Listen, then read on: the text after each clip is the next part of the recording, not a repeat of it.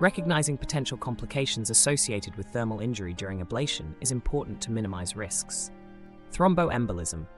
Catheter manipulation within heart poses thrombus risks. Irrigated catheters carry additional risk of thrombi shed from charred tissue fragments.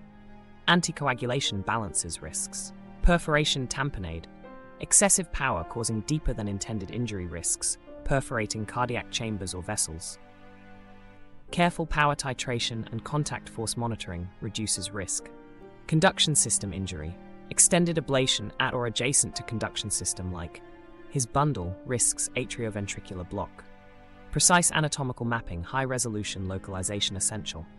Epicardial coronary artery injury, rare but potentially fatal complication due to proximity. Careful power titration during epicardial ablation and coronary angiography aids monitoring. Phrenic nerve injury. Commonly during lateral right atrial superior PV ablation due to close proximity. Phrenic nerve pacing aids identification avoidance. Esophageal injury. Rare but potentially life-threatening, especially posterior left atrial ablation, monitored via esophageal temperature probe capsule endoscope. Steam pops. Occur when tissue fluid flashes to steam due to rapid tissue heating, causing electrode surface disruption, tissue disruption. Saline irrigation reduces risk. Post-procedure complications like aneurysms, hematoma, or infections, while uncommon, also require consideration based upon individual patient procedural factors. Overall risks are low when performed at experienced centers. Understanding changes occurring in injured myocardium post-ablation is important to optimize ablation strategies. Immediately post-ablation, coagulative necrosis of cardiomyocytes with interstitial edema and hemorrhage leads to increased impedance. 1 to 3 days, inflammation begins as neutrophils and macrophages clear debris. Edema increases lesion size transiently on MRI. 4 to 10 days, proliferation and granulation tissue formation begins. Lesion size decreases on imaging as edema resolves, true lesion size emerges. 2 to 6 weeks, collagen fiber and scar tissue formation leads to denser scar with mature insulating properties to block conduction. Long-term, remodeling continues, but lesion size characteristics remain stable, providing durable conduction block if adequately placed. Residual edema and temporary block may occur immediately post-procedure that resolve spontaneously 2 to 4 weeks later. Repeat ablation is guided by persistent arrhythmia gaps on follow-up imaging to achieve permanent block. This predictable temporal response to injury allows optimized ablation protocols even for complex substrata that require multiple procedures for durable outcome. Understanding tissue healing post-ablation also aids avoidance of unnecessary repeat procedures based on transient findings. Despite optimal technical execution, some ablation lesions fail to achieve durable conduction block, leading to arrhythmia recurrence. Potential pathophysiological reasons include incomplete block, areas within lesion boundaries still conducting arrhythmia circuits which require ablation of isthmuses or additional interior tagging. Lesion gaps, discontinuous scarring with conducting tissue bridging the ablation line, often microscopic in size posing challenge. Edema mimicking block, early post-ablation edema causing temporary conduction block that resolves spontaneously as edema reduces, allowing arrhythmia reappearance. Scar border zone conduction, thin rim of surviving subendocardial tissue at lesion edge capable of conduction and re-entry. Fat pad effects, paraseptal atrial areas embedded with fat reducing efficacy of ablation in those regions. Reconnection, microscopic recanalization of injured tissue permits reconnected conduction, may be due to incomplete tissue healing response or mechanical stretch effects over time. Arrhythmogenic anatomical substrates, underlying muscular pectinate muscles, valve annuli, coronary sinus muscle, which are difficult to render totally non-conducting. Repeat detailed mapping and imaging of recurrent circuits allows identification of above causes for targeted reablation. Biophysical understanding guides continued optimization of energy application to mitigate ineffective lesion pathophysiology.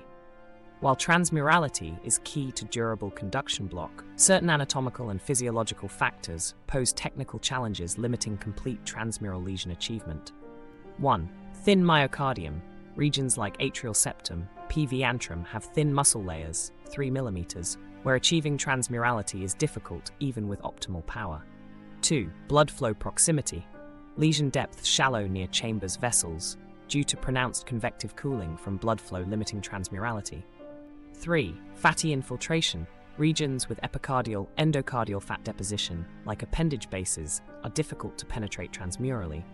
4. Myocardial motion. Physiological contraction during ablation impairs stable electrode contact and heat transfer to deeper tissues, especially in thin myocardial areas like interatrial septum. Lesion gaps often remain. 5. Atrial dilation. Remodeled atria in persistent AF present wider ablation targets where achieving contiguous transmural lesions across broader regions poses challenges.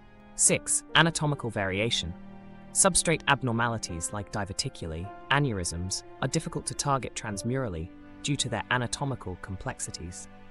Limitations in current technology, including energy delivery, contact force sensing and imaging modalities, also contribute to difficulties achieving optimized transmural lesions in all situations despite best efforts.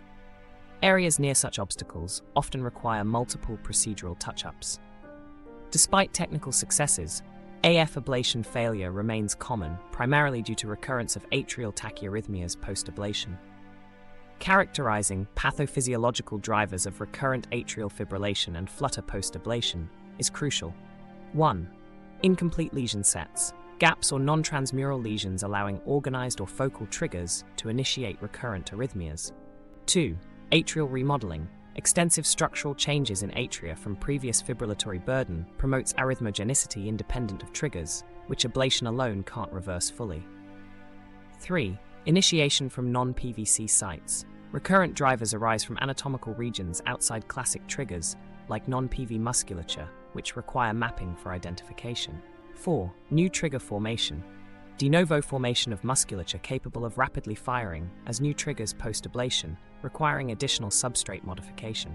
5. Atrial fibrosis. Progressive interstitial fibrosis from healing response to ablation promotes conduction heterogeneity, facilitating re-entry independent of triggers. 6.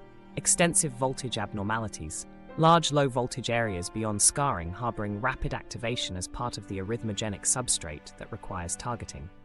Thus, recurrent atrial tachyarrhythmias often represent failures of targeting both triggers and the arrhythmogenic substrate adequately.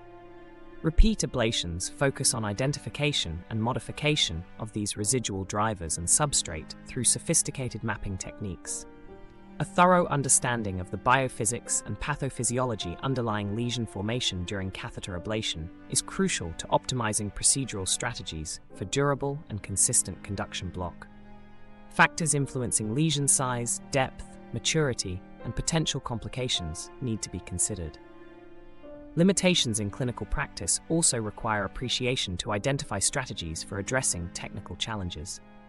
Controlled thermal injury, achieving optimal transmural lesion characteristics, guided by continuous feedback, remains focal to maximizing success rates in treating complex cardiac arrhythmias.